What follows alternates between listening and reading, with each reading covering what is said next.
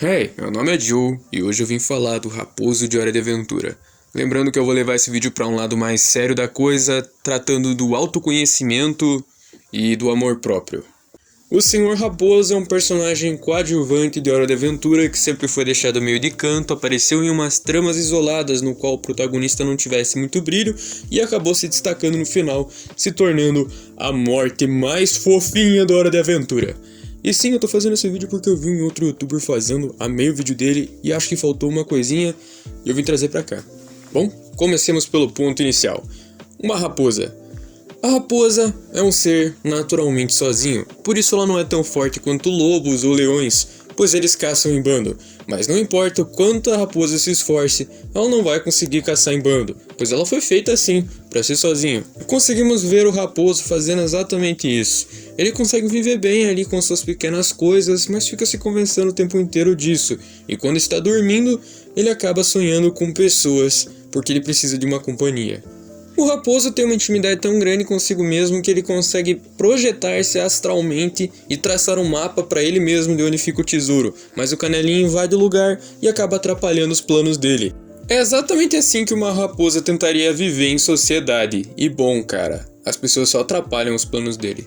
Galera, eu vou citar um ponto importante aqui antes de continuar essa analogia, mostrando a vocês uma coisa que a maior parte das pessoas não sabem, que quando você está em um cômodo, sozinho, você não está sozinho, pois você está no cômodo, e o cômodo não está vazio, e você é companhia para si mesmo também. Mas isso depende do quanto você conhece a si mesmo, pois se você não se conhecer muito bem, pode ser que você não goste de si mesmo, tenha imagens negativas de si, e por isso deteste ficar sozinho em um cômodo. A partir do momento em que você entender isso, você vai transformar sua solidão em solitude, pois você é suficiente. Existe um teste para medir a inteligência dos animais, colocando eles de frente para si mesmos em um espelho. Se ele reagir de forma negativa não se reconhecendo, é porque o animal é burro. E bom, fazemos isto com os seres humanos também. Nestas situações e momentos, vejam como o raposo é o único que gosta de ler realmente é absorver conhecimento. E bom, quando ele leva isso para as outras raposas, conseguimos ver que elas estão vivendo em bando. Isso me deixou extremamente reflexivo, pois eles cometem pensamento de grupo. É quando você deixa de tomar escolhas, atitudes e pensar em si mesmo para viver uma vida baseada na opinião dos outros. Inclusive, eles não têm um líder por causa disso. É por isso que o raposo conseguiu influenciá-los tão facilmente a acreditar que estava escrito no livro estava certo. E ele foi influenciado, pois ele busca conhecimento além das fronteiras. O livro dizia que raposas comem crianças. Mesmo que elas não comessem, elas resolveram tentar, para você ver o quão pouco elas sabem o que são. Não podemos nem julgar o escritor do livro, pois se nem elas sabem quem são, como ele saberia? Mas é exatamente isso que acontece quando você tem uma necessidade perversa, superior à das outras pessoas e a sociedade impõe você como errado, cruel e maldoso por isso. E você, sem saber o que é, ouvindo isso tantas vezes da boca das outras pessoas, que você é cruel, que você é mau, acaba assumindo essa identidade só pra ser alguma coisa. Isso também acontece com a raposa de Zootopia, tá? Mas se vocês quiserem que eu fale dele, fica para outro vídeo. É interessante ver que o inconsciente do raposo é extremamente inteligente e ele não consegue externizar isso, ou seja, colocar para fora, por causa desse senso de dependência de alguém, por não saber quem é.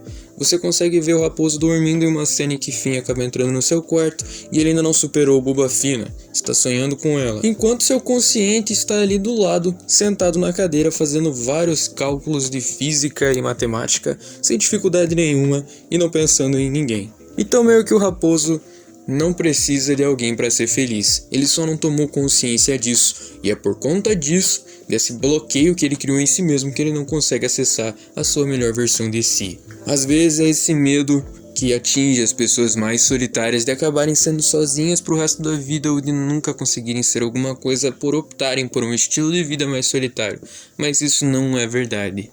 Tanto que o raposo, mesmo acidentalmente, tem um instinto para liderar nato. Por esse estilo dele solitário, ele acaba por tomar atitudes e fazer ações inconscientemente que outras pessoas não conseguiriam pela falta de inteligência nelas e a dependência de grupo. A maior parte das pessoas se poupam de tomar escolhas e fazer atitudes porque tem medo de errar e acabam indo na opinião dos outros. É assim que as pessoas acabam andando demais em grupos e não andando sozinhas de vez em quando, temendo a solidão, temendo a si mesmas, temendo aos próprios pensamentos, sendo incapazes de fazer algo sem pedir uma opinião alheia. E o raposo, embora ele tenha um medo consciente disso ainda, ele está um pouquinho mais desenvolvido do que as outras raposas. E provavelmente essa atitude se desenvolveu no momento em que ele tomou um bom de um trauma lá no começo com a Bulbafina, quando o Finn forçou ele a tomar uma atitude. Talvez seja por isso que, embora o Finn tenha feito algo cruel pro raposo, até hoje o raposo ainda tem uma certa consideração pelo Finn, mesmo que ele o trate como nada, como alguém não interessante. E ele não se deixa abalar por isso porque, veja bem, se ele consegue agora viver sozinho, por que ele se importaria com a opinião do Finn? Isso se estende não só na vida, mas até a morte, pois no mundo dos mortos o raposo teve atitude suficiente para ser o guia do Finn lá e acabar se tornando a morte após um combate. Talvez muita gente ache idiota a morte trocar a foice por um travesseiro, ou a única coisa que o raposo quis depois que morreu e amadureceu, teve a vida dele, foi lá e morreu. Ele resolveu querer um travesseiro em vez de querer a Bulbafina, ou em vez de querer qualquer outra coisa, ele quis um travesseiro. Ele não estava errado, pois a única coisa que ele realmente sentia saudade era do seu lar e das coisas pequenas que haviam lá. Isso é um enorme tapa na cara, ou seja, pare de sofrer por não ter alguém e vá aproveitar a sua vida e as suas coisas pequenas, pois no fim, é elas que importam. Pode começar fazendo isso aprendendo com o raposo a ser otimista, pois mesmo as coisas que ninguém gostaria de ter em casa, ele gostava, mesmo elas dando problema, ele gostava. Pois ele sabia que não seria a mesma coisa sem elas, e não foi. E é graças a essa consciência de maturidade que o raposo não teve medo de saber o que queria, lá no fim, pegando travesseiros, e no fim todo mundo queria um também. Aliás, é exatamente por causa dessa vibe que ele tem uma roupa de pós-banho, de que quer ficar em casa mesmo. Antes o rei das raposas, agora o rei dos mortos. O que o destaca nos lugares onde ele vai? Saber quem ele mesmo é, do que ele gosta e aceitar isso, sem precisar de outras pessoas. É isso, galera. Agradeço pela sua presença e até a próxima.